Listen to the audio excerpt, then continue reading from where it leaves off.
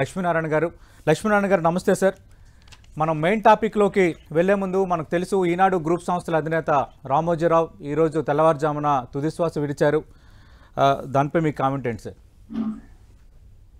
అవునండి, రామోజీరావు గారి అకాల మరణం అది చాలా కలిచివేసింది.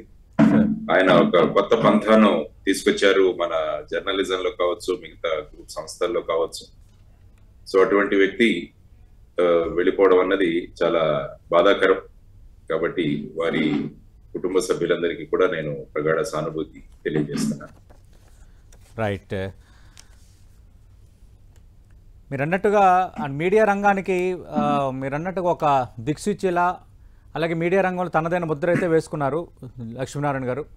అటు ఈనాడు రావడం, తర్వాత జరిగిన పరిణామాల క్రమం, మీడియా విస్తృతి, వీటన్నిటికీ దానికి సంబంధం ఉండడం.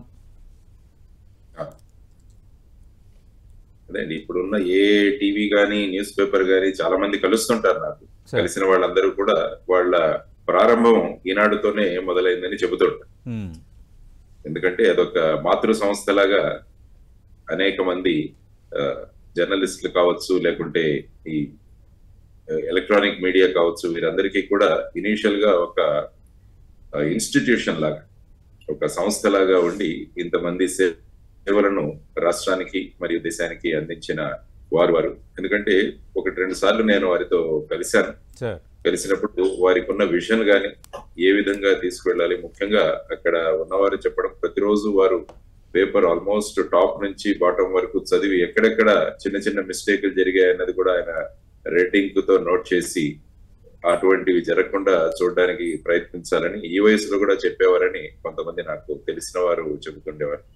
అంటే పని మీద నిష్ట, తర్వాత అందులో క్వాలిటీ ఏ విధంగా రావాలి, స్టాండర్డ్స్ ఏ విధంగా పెంచాలన్న దాంట్లో వారు విశేషమైన శ్రద్ధ తీసుకునేవారని నాకు తెలియజేసింది. ఎందుకంటే ఏదైనా ఒక వ్యక్తి గాని ఒక సంస్థ గాని ఆ స్థాయికి ఎదిగినప్పుడు ఇందులో ఇటువంటి విషయాల మీద వారు దృష్టి పెట్టడం వల్ల ఆ సంస్థ గాని, ఆ పేపర్ కావచ్చు, తర్వాత న్యూస్ మీడియా కావచ్చు, మిగతా సంస్థలు కావచ్చు, అవన్నీ కూడా ఒక స్థాయికి చేరాయంటే అందులో ఉన్న వ్యక్తి యొక్క విజన్, ఆ తర్వాత కమిట్మెంట్, సిన్సియారిటీ, ఈ 3 కూడా చాలా ప్రధానమైన పాత్ర పోషిస్తాయి.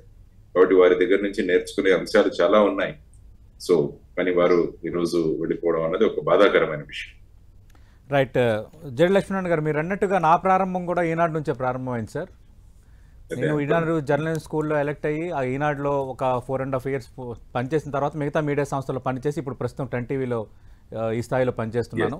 ఖచ్చితంగా మీరు అన్నట్టుగా చాలా మందికి ఆ సంస్థ ఒక ప్రారంభం. ఏదైనా అటు ఆంధ్రప్రదేశ్ మీడియా రంగానికి సంబంధించి ఒక కీలక వ్యక్తి మరణం అనేది ఖచ్చితంగా మనం అందరూ మాట్లాడుకోవాల్సిన అంశమే.